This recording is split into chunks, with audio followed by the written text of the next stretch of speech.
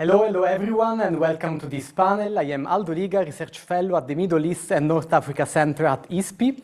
This event is the first we have organized in partnership with the Ankara Institute and is part of the year-long initiative which will lead us to the 9th edition of the Rome Dialogues at the beginning of November. The Rome Dialogues are the annual conference that ISPI and the Ministry of Foreign Affairs, the Italian Ministry of Foreign Affairs and International Cooperation, promotes every year. Today we will try to untangle the complex knot that binds geopolitical and economic dynamics in the wider Mediterranean region. As you know, in recent years we have seen the extent to which these dynamics have been increasingly intertwined.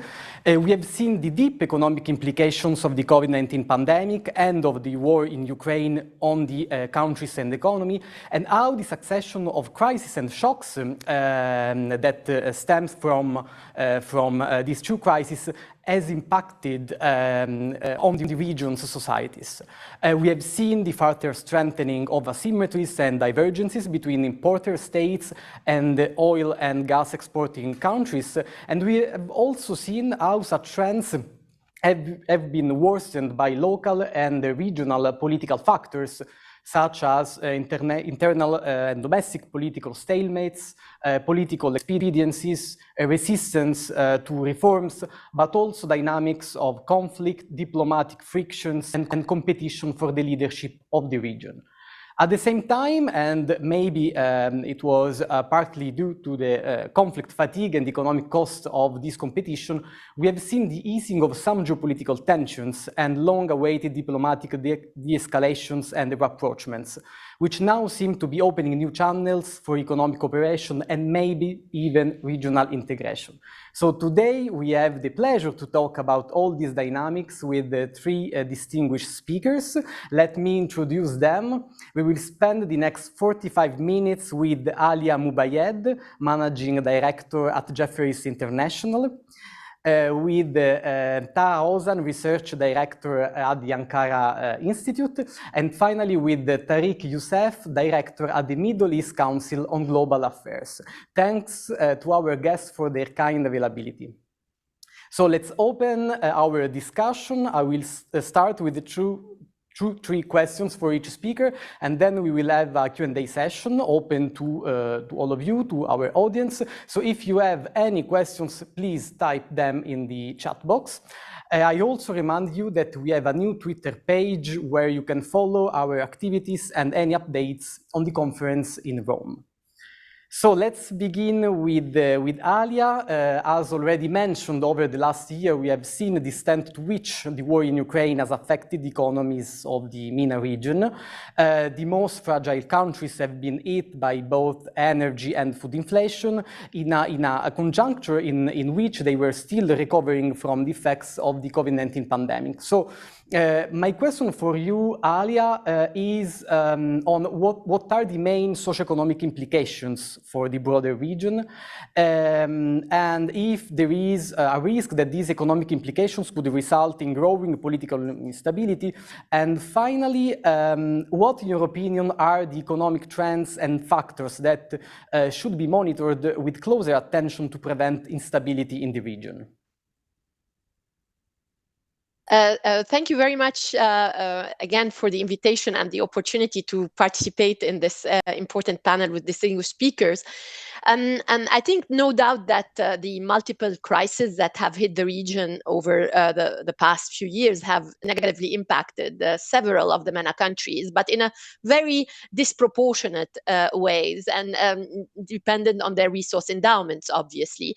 But in the most vulnerable ones, it had left obviously scars that are hampering their ability to recover and progress in their development journey. I think when we look at the region, obviously we have divergent paths between the oil exporters and the oil importers, as you said, Lida. And I think the concern about political instability and socio-economic discontent is mainly concentrated in the southern Mediterranean, in particularly where countries are struggling with a combination of low growth, high inflation, and a very limited fiscal space. space. And I think these are the three main indicators of where we can see these scars starting to impact the economic trajectory of these countries. We have already seen that after the recovery in output and GDP in 2022, 2023, we are starting to go again into a slowdown in the economic activity cycle, partly reflecting basically the waning of the base effects after a very hard shock, both from the supply side, but also from the demand side of growth. But I think the other main concerning factors that we are seeing and that impact and deepen the scars is the surge in inflation, which not only has eroded the purchasing power of the citizens, particularly in low income and middle income countries of the MENA region, but also is weighing on public finances and adding also to financing pressures.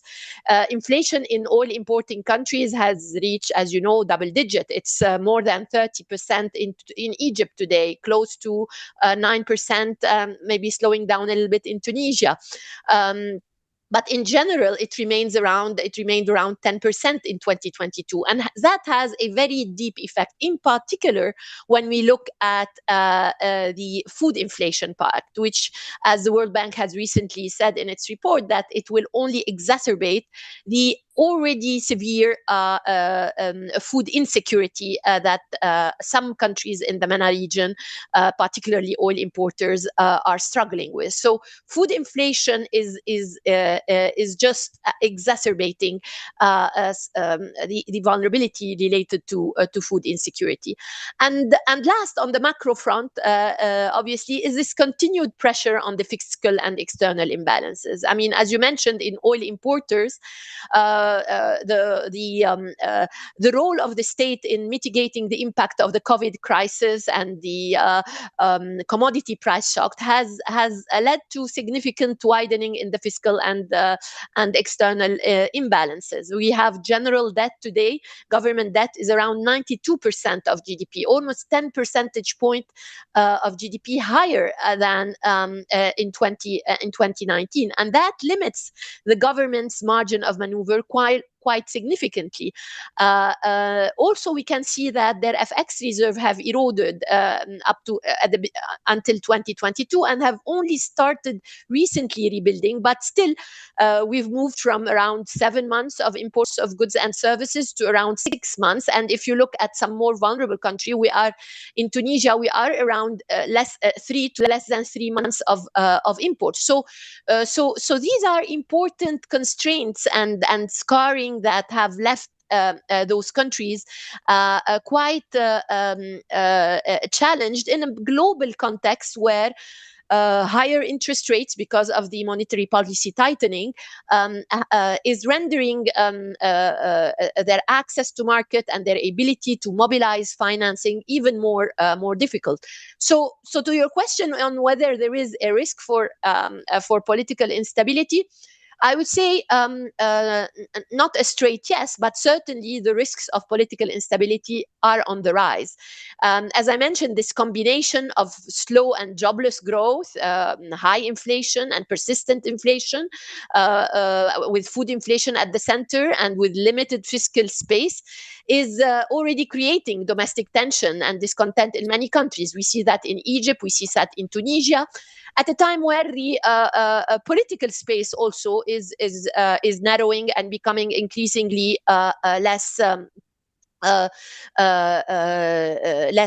free, and that is particularly gonna add to and raise the risks of some of the political discontent. And let's not forget that the Arab Springs were not only about economic wars, but they were also about political and civic rights.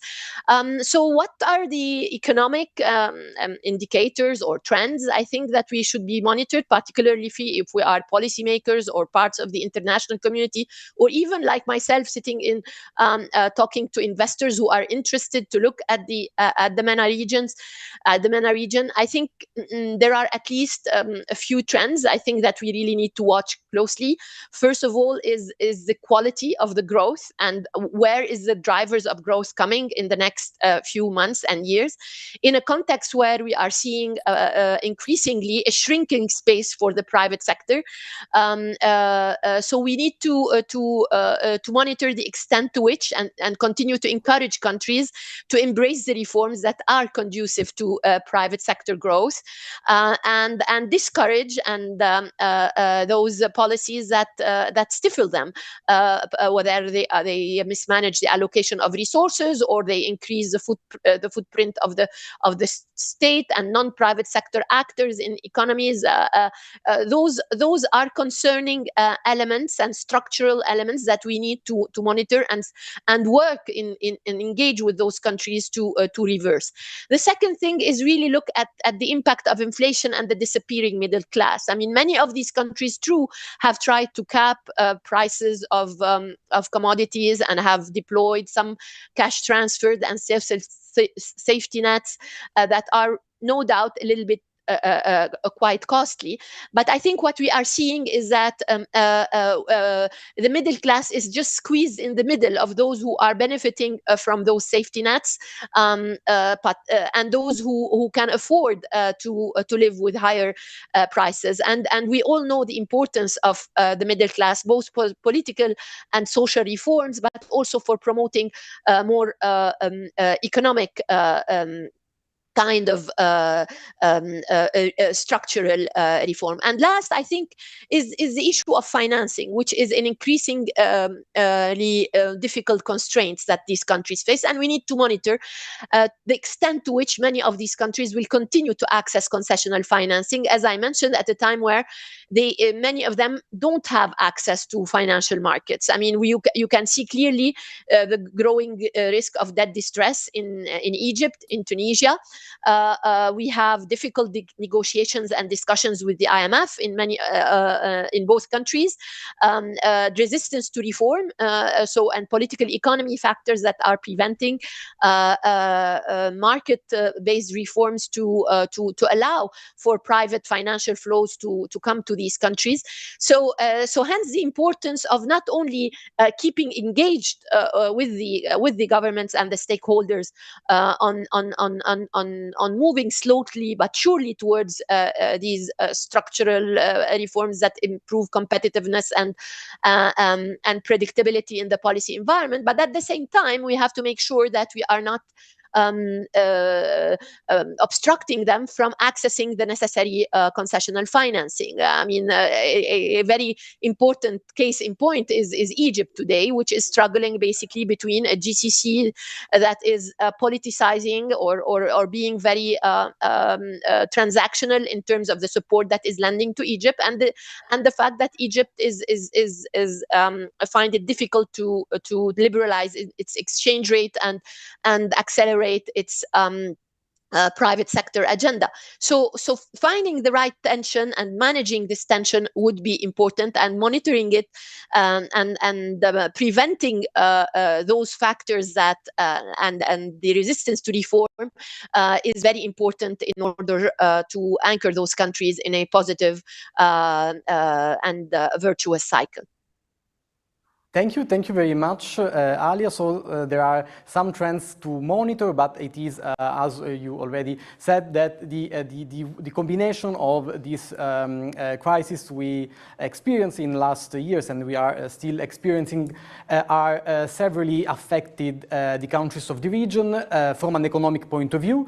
Let's say, to the contrary, from a geopolitical perspective, we have seen some very interesting trends, diplomatic rapprochements among all the rivals, or at least an easing of political tensions among them, just to name a few. The renewed relations between Turkey, Israel, and the Arab Gulf countries, the Saudi Arabia-Iran rapprochement, or the normalization with Assad. So, a question for Taha Ozan. What are the main economic implications of these diplomatic developments, and what new rooms for cooperation can these diplomatic rapprochements could open? Thank you. Thank you, Aldo, for the question. Actually, the question is, yes, the economic implications are quite important, but rather than focusing on a new phases of those relations, it will be better if we could focus on current structural setup and geopolitical context where countries are currently operating. The headline of current situation is quite obvious. Middle East states are seeking non-alignment strategies in the world of great power competition and trying to use this opportunity as a leverage to advance their interests. This is the shortest way for me to define what's happening right now, actually what has been happening a couple of years. And last decade, the Middle East turned into a great rivalry between two blocs, one led by Saudi Arabia and UAE, and the other led by Qatar and Turkey. Sometimes Iran spoiled this bloc structure, but after Arab uprisings, the rivalry turned into a kind of Cold War, with both blocs pushing for their interests across the region. At the end, they were back to status quo with a huge human cost, no winners at all. Since 2021, all parties almost work towards de-escalation, partly out of the realization that US disengagement from the region implied that they had to take matters into their own hands. But on the other hand, literally, their policies consumed and produced nothing positive and gained nothing out of last decade. That momentum of de-escalation even involved Iran, and you see the fruits of it lately. Riyadh and Abu Dhabi toned down their rhetoric towards Tehran and showed their intention to restore ties with Iran. This de-escalation momentum coincided with global geopolitical shifts.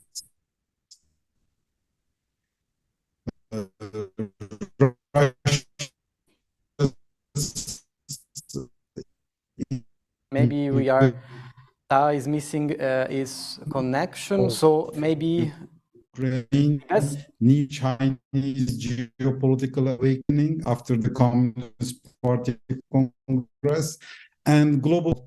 Do you?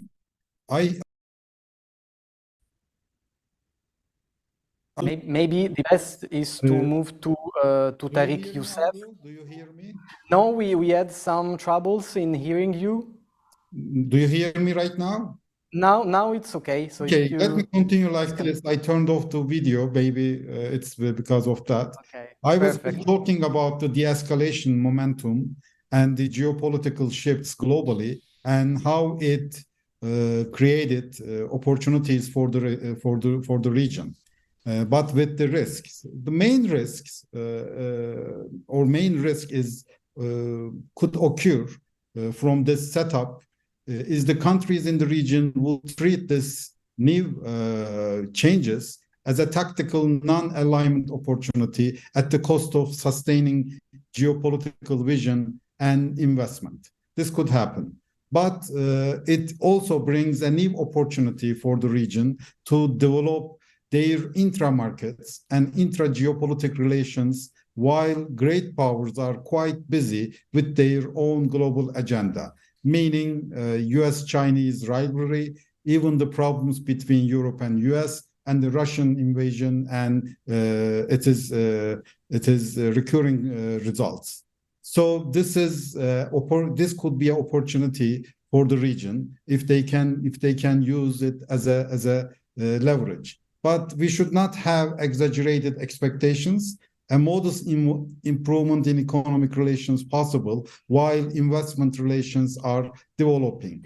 And Turkey is one of the centers of that kind of development, as you see, from both Saudi and the Emirates investments are looking for Turkish opportunities, while Turkish companies are returned those countries since last year. Let me stop here. Thank you.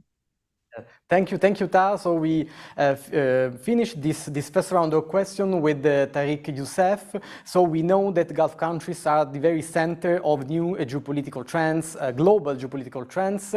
They are situated at the very crossroads of three different geopolitical and economic systems: the wider Mediterranean region, the Horn of Africa, and broadly Sub-Saharan Africa, and the Indo-Pacific. So how are these countries balancing the economic influences among these three poles? Yeah, well, thank you, Aldo. I think they're doing exactly what Taha was describing to us. They are diversifying relations. They are hedging and balancing amongst these various poles. But maybe to take this a step further and help organize the discussion and, again, reaffirm what Taha said, these countries are looking at a changing set of geoeconomic and geopolitical issues.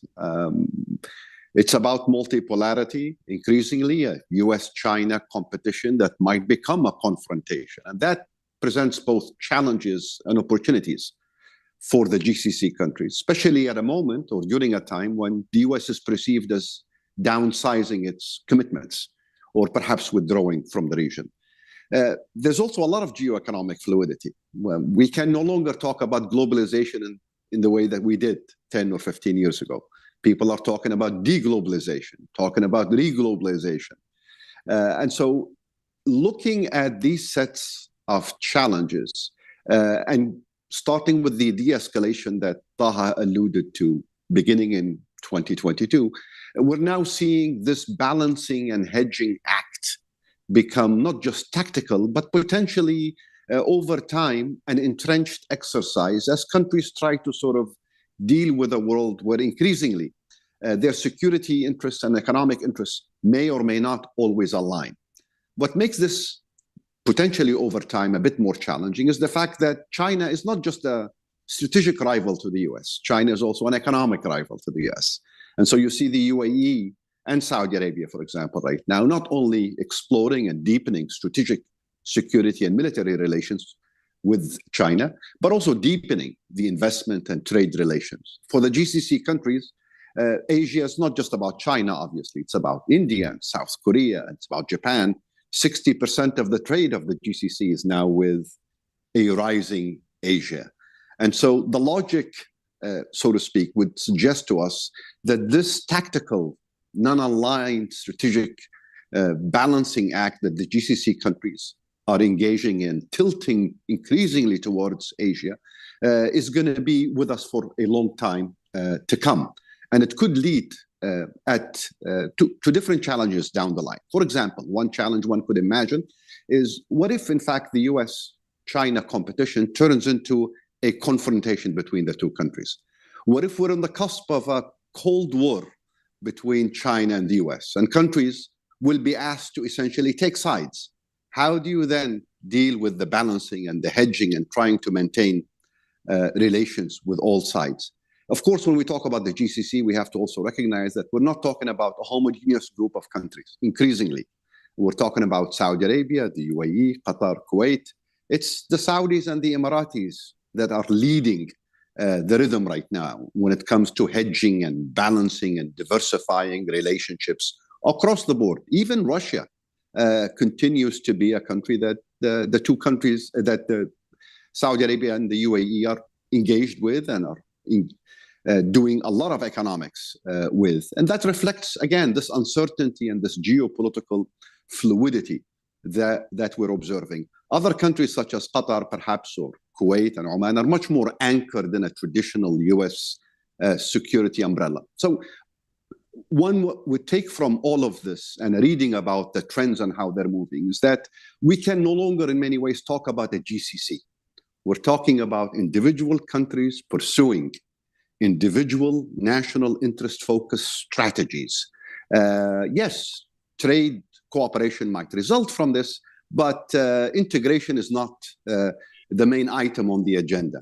It is about national interest. It's also about a lot of economic nationalism. Sometimes countries will diverge from one another and have conflicting and colliding interests. Look at Africa, for example. GCC countries are not cooperating with each other in Africa. They're in fact still competing economically in Africa. And in the East Med, while the de-escalation moment persists, should the East Med become a hotspot again, who knows how they would line up vis-a-vis Turkey, Greece, and others. And so I think a big question that we have to keep in mind as we think about the future is how much of this de-escalation and non-strategic or non-aligned strategic approaches are going to stay with us, and could this persist and become a sustainable exercise? I would probably argue at the end, by way of closing on this round, that a country like Saudi Arabia has a lot more policy and strategic space here. It matters a lot more for the world and will be able to move in directions that others will not be able to move. And maybe that's why Saudi Arabia at the moment is showing a lot of exercising a lot of leadership in the region. I'll stop here, Aldo.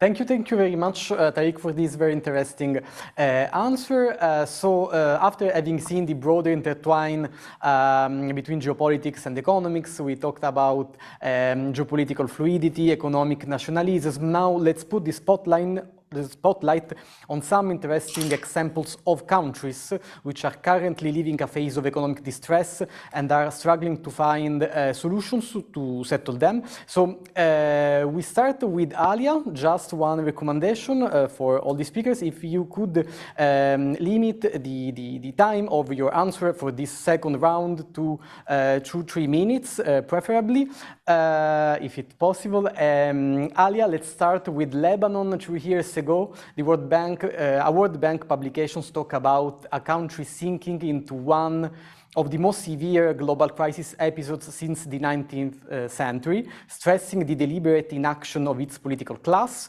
In Lebanon, there is a quite long political stalemate on the election of the new president of the Republic, a stalemate which is going on since last October. So what is the economic cost of this prolonged deadlock, and what are the most urgent priorities to be treated once an agreement on the new president will be found and once a new government will be formed? Thank you. Yeah, thank you very much. I mean, obviously, Lebanon is a very peculiar case, not only because of the nature of its economic crisis, which is both a poly crisis. It's a economic, financial, debt crisis, but it's also a political and a crisis, a crisis of institutions and of one could argue of morality, right? I mean, given that there is a prolonged crisis, could be akin to criminal negligence, as some Lebanese would characterize it. So a prolonged deadlock would be just a continuation of this basically deep distress in the economy. Although I do think that the private sector in Lebanon has shown still some signs of resistance coming out of this crisis because of the disorderly way in which the financial sector losses have been dealt with. Also, a prolonged deadlock would mean more weakening of state institution, and we are seeing it in the proliferation of the multiple exchange rate, the cash economy, and basically making a larger number of the population and also of the refugees present in Lebanon adapting to a no rule, the absence of any rule-based system regulating private and institutions and economic operators. I think also the deadlock means more and more people leaving the country of its resources because of lack of a perceivable future. But hopefully, as you mentioned, a return of a change in the situation and some form of a political settlement could bring a focus, hopefully, on an agenda. And I think there are at least 4 elements of this agenda that should be a priority. The first one is one of accountability. After 3 years of leaving the country completely collapse, I think an independence of judiciary should be a priority for any any president and a new government to be formed. An economy that has been looted and devastated by mismanagement and corruption cannot recover and thrive if impunity prevails. So for me, I think the first pillar is accountability and institutions for accountability. The second, through the judiciary. The second is the restructuring of debt, the restructuring of the financial sector and of the public sector, which starting, of course, by key SOEs such as the energy sector, etc. And the third and most important is embracing a private sector growth revival for job creation, because this is what should be the focus of any new government in order to create more jobs, give more hope to the Lebanese youth, and also allow to redeployment of private capital that is either sitting outside or idle on the side. Thank you, Alia. Let's move slightly northward to Turkey. So a question for Ta Ozan. Erdogan has recently been re-elected as president of the country. What do you think will be the main axis of his economic policies in this new mandate? Aldo, first of all, Erdogan's election victory is a solid and very successful one. There were debates about he may win the election, but he may not win the parliament. No, he won both parliament and the presidency, which is quite important.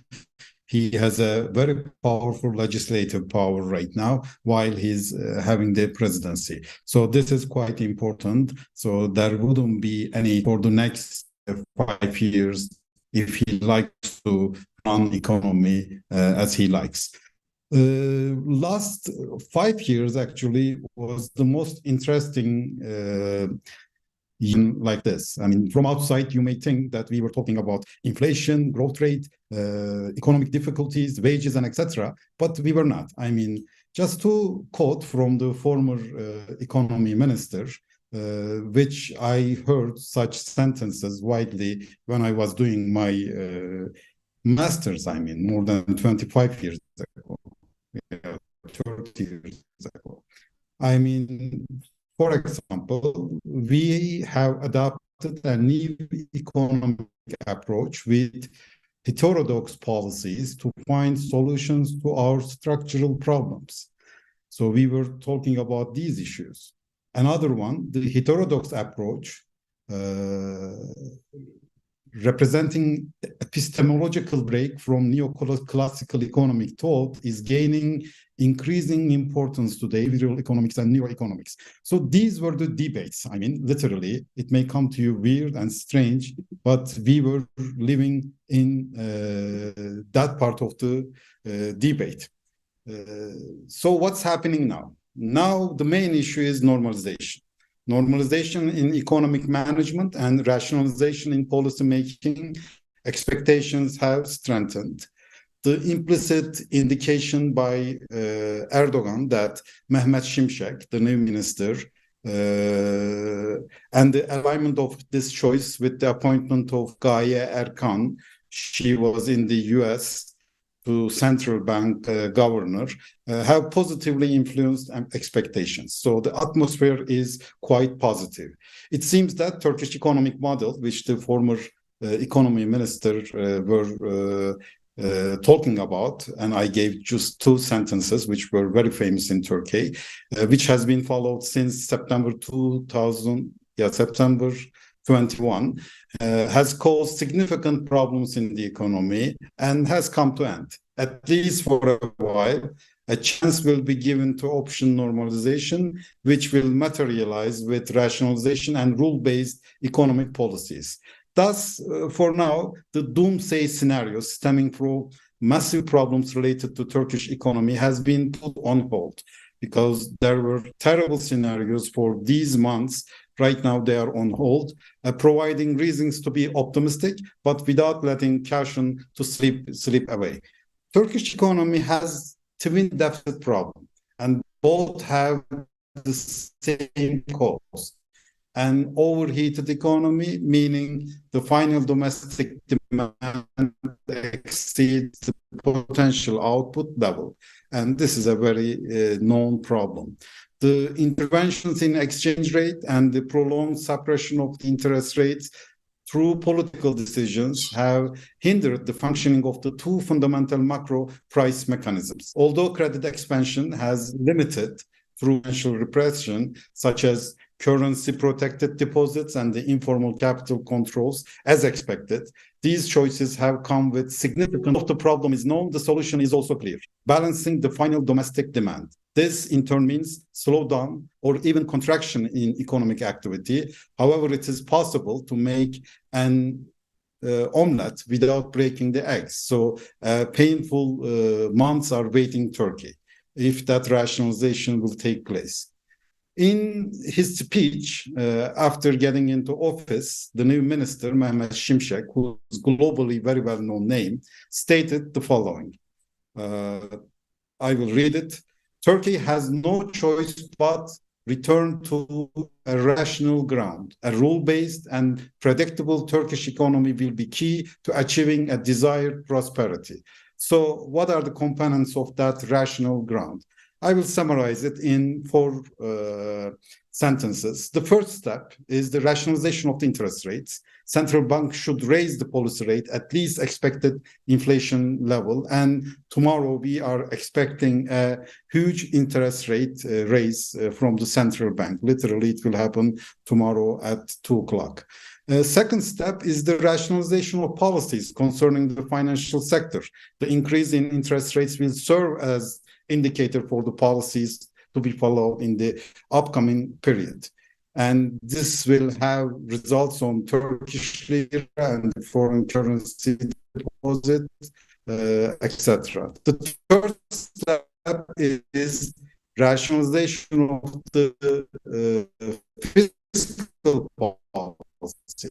This will be the area where government will fail actions, have seriously disrupted financial policy. The budget deficit is growing in enormous way. The bad news is that there is a very little flexibility in the budget. It's not possible to make any changes regarding the 70% of budget expenses. Plus, Turkey is going through another election in March. And this is quite important for the current government because the major municipalities lost in 2019 elections. They will attempt to win those cities. So it will be constraining this step. And the last step, fourth step, is gradually eliminate measures that evoke state of emergency practices such as protected deposits, foreign exchange restrictions, and return to market economy principles and free exchange rate regime. These are, there are risks, associated with each of these steps, and it's up to government to handle those risks. In short, it is certain that a period of dissatisfaction in the economy will occur. This should be expected. The fundamental characteristics of stabilization programs is that there is a temporary deterioration and costs arise before the steps taken in the economy yield positive results. This is the formula. This is also known as J-curve effect, right? The future of Thank you, Ta. If you can conclude, because last sentence. Need, the future of Turkish economy will depend on Erdogan's resilience to cope with the economic implications and psychological consequences of that J-curve. Let me stop here. Thank you very much. So we move southward to the other shore of the Mediterranean, to Tariq Youssef. Egypt is among the countries that are under the spotlight due to the economic crisis it is currently facing. So how do you evaluate the current situation in the country? And in your opinion, what might be a possible way out to the current situation? And if you can just speculate a little bit on the role, on the different attitude recently showed by Gulf countries in supporting their Egyptian ally. Thank you, Aldo. I think in the interest of time, I'm going to be very brief, also in part because I think ALIA had covered the situation of Egypt initially. But let's be very frank. Egypt is in the middle of a growing economic and financial crisis. This crisis is driven by things that are well known and well understood, and things that are discussed within the international community and inside of Egypt. Mounting debt, cost of living crisis, shrinking reserves, double-digit inflation, a currency that is losing value. All of this suggests that Egypt will need very soon another bailout package by the IMF, or a support package by the IMF. This time around, however, I think the conditions are going to be much more onerous and much harsher on Egypt. I think the IMF is going to be under immense pressure to insist on a lot of structural reforms. These structural reforms that were alluded to earlier have to do with the role of the army in the economy, the role of army-owned companies and army-affiliated companies in debt. They have to do with transparency over public finances. They have to do with allegations of corruption. What's going to make this IMF program probably have more teeth this time around is that the Gulf countries have lined up behind the IMF. And so there's a consensus now on not giving Egypt a pass, but insisting on the structural reforms being real, being genuine, and being credible. Now, how far will they go in pushing this? Will they risk Egypt potentially failing? Has Egypt become too big to bail out? We don't know. But all of the headwinds right now are pointing to Egypt ultimately needing to agree on some sort of a support package this time around, with the Gulf countries providing reinforcement and support, both political and otherwise, for the IMF and the international community to do so. I'll stop here.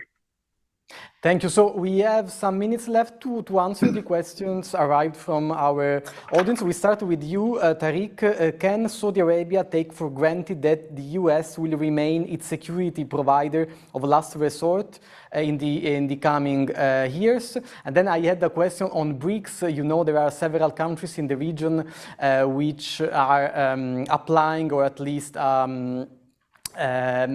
told that they would like to join the BRICS group, like Algeria, the United Arab Emirates, Egypt, and Iran. What are the main reasons behind this will? I mean, very briefly again, Aldo, I think what matters here is not what I think, but how policymakers in Saudi Arabia look at this challenge and look at this problem. For a lot of them, they cannot, and they do not take continued, persistent, robust US security commitments to them for granted. That is why they're looking at diversifying relationships and do not want to alienate China. If anything, they're deepening and exploring how they can, in fact, provide additional assurances. That's why they're de-escalating, and we have a rapprochement with Iran.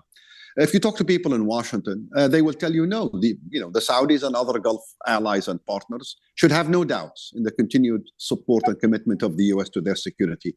But it is the context of mistrust and doubts and a fluid geopolitical moment where China is also offering itself as a security partner and an economic partner that is pushing countries to explore. And the term I used, and I prefer to use earlier, is hedging, balancing, and looking for ways. And I would say that applies, that principle also, to what is happening vis-a-vis the BRICS. People are thinking that perhaps globalization is moving in a different direction, and the world is going to be now looking at multipolarity. Why should the non-aligned nations or the rest of the world or the global south be pushed into choosing between one or the other? So the BRICS offers itself as potentially one avenue in this process. Thank you. Thank you very much, Tariq. So, two last questions. For ALIA, which kind of tax reforms could help the states to improve their fiscal imbalance? And if you can talk a little bit the reduction of state subsidies on basic products, the social consequences that this kind of reduction could endanger on the countries of the region. And a last question for Taha on Libya. We saw the Prime Minister of the Libyan, the Tripoli government in Libya meeting with the President of the United Arab Emirates and Recep Tayyip Erdogan in Istanbul some weeks ago for the final of the Champions League. So what this means, if this meeting is a symptom of new economic convergences among these three countries on Libya, and if economic cooperation among these three countries could facilitate a political solution to the countries of the crisis. So we are already running out of time, so if you could try to limit your answers to 1 minute and a half. Sure. Very quickly, I mean, on tax reform, obviously, one should look on a country-by-country basis, but there's no doubt that the need to strike the balance between equity and efficiency is very important at a time where clearly some countries have limited fiscal space, and they will need to rely on tax reform in order to improve revenue generation, in order to basically keep that on a sustainable basis. And I think a key aspect of tax reform is try to shift from indirect taxation to more direct taxation that can improve social equity in a region where we all know very well that that is an outlier in terms of income inequalities. So there's a lot to do. Having said that, I think, if I may say that in Tunisia, the current calls for increasing taxes as a replacement for subsidy reform may also not necessarily always be the right thing to do, particularly if we look at the tax to GDP levels in Tunisia. So so that's what I'm saying. One needs to look at a country basis and look at the return from each kind of policy reform.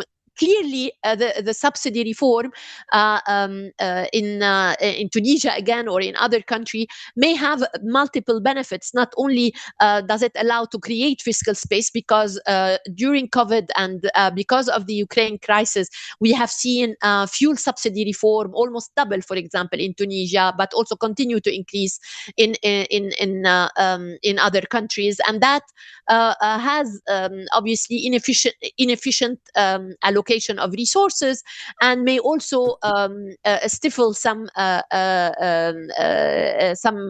activities in reallocating resources in the wrong way. So obviously the choice is between the broad-based, basically fuel price caps, which is one size fits all and does not allow to improve targeting and equity, and the better option for subsidy reform, which is deploying cash transfers with a much better targeting. And we are seeing this happening successfully. We've seen that in Morocco, in Egypt with the Takaful and Karama, and what we are hoping to see in the future is to see this also happening in Tunisia. Thank you very much. So a last minute for you, Taha. It's more than enough. We have a new setting. I mean, it may not be the most beautiful, the ideal one, but it's a new setting where the spoiler effect is less. The countries are talking to each other. In your question, you should also include Italy regarding the Mediterranean geopolitics and geoeconomy. Right after the Russian invasion of Ukraine, Southeastern Europe, energy politics and the energy security issue is one of the hot issues. And in that sense, Mediterranean became more important. I see a platform where countries could easily collaborate in win-win situation, and I'm very optimistic on that. And in that sense, Italy's role should be focused to regarding the Libya, Turkey, Italy, and the Gulf. It was not like this 3-4 years ago, because right now we have a better platform. Thank you very much. So thank you to ALIA MOUBAYED, to Taha Ozan and to Tariq Youssef for giving us their perspective and insights. Thanks to Ankara Institute for their kind cooperation. Thanks to the audience, and thank you very much, and see you soon to the next MED event. Thank you.